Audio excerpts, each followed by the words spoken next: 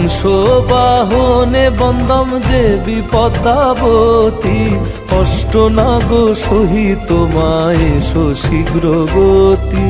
দুই দিকে দুই হংস মধ্যে অজাগর, না গো ছত্র শোভিছে যার মাথার উপর।